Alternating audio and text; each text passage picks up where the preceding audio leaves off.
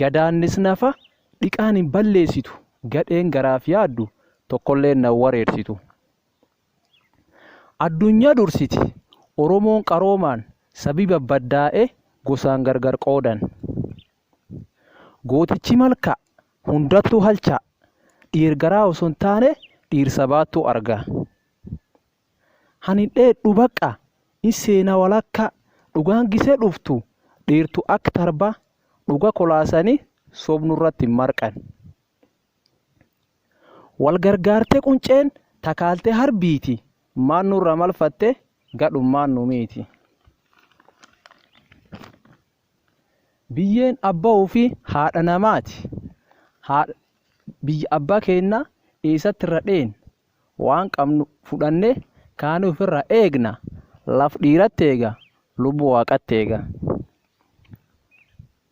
Dhiirti sabaaf yaaddu fuula teettiin gartu dhiirti garaaf yaaddu fuula teettiin dhabdu kun maaf ta'e garuu addunyaan hin gartu. Sila dubbachuu feena kokkeen nu madoofte nu callisee taa'eef gadheen nu akoofte. Dhiir jenna nu maaf dhiir gulboonna nu dhiirin dhalle moo maaf gadhummaan nu moo'a. Laf jenna mee abboo lafti laf maalii qabna guutuun abbaa liiban nutti kururroofte akka qaarlukkuu nu gaheera baqqa alagaan nu bulchuu. Qarri qarin muru qaroon soof osoo jedhamtu guutuun abbaa liiban alagaan saamamte uraan buraaxofte gadheen akaa'amte. Waan dhiira yoo dubbanne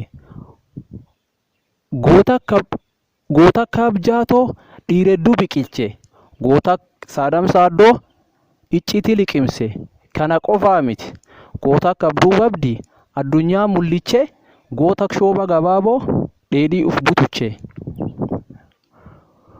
Nu namuun gurraachatti faranjii barsiisa sibiil walitti hidhe xuyyuur barrisiisa sabboontota akkanaatti addunyaa mamsiisa. Addunyaan duumessa burirruma darbita sobaan ukkaamamte atmaaf shamsitaa.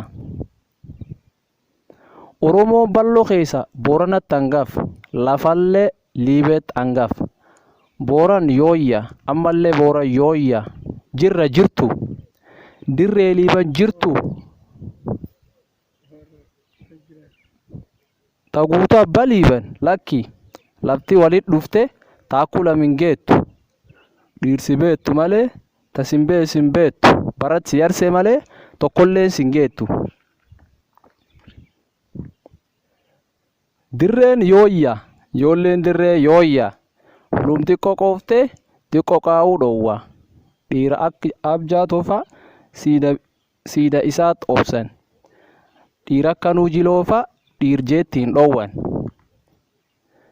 Dhiirti sabaaf yaaddu akkum jeettii deemti. Gadheen garaaf yaaddu gar tokkolleen deemti. Cichum durte teette dhiirufirra qeeqxi tanaaf gooti cuf qara addunyaan cuf beetti. Mukni sirrin dheeran gaaddi siif hin ta'u. Namni si waliin hin deemne borwaa'el siif hin ta'u.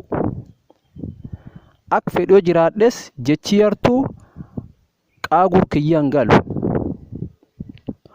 Waan goota dubbadhe gadhee rifachiisa. Waan dhiira dubbadhe gadhee mufachiisa. Maaf ammaaf anu ga'u gana si garsiisa. Waan kan dubbadhe wagurratti nam cobsa milluun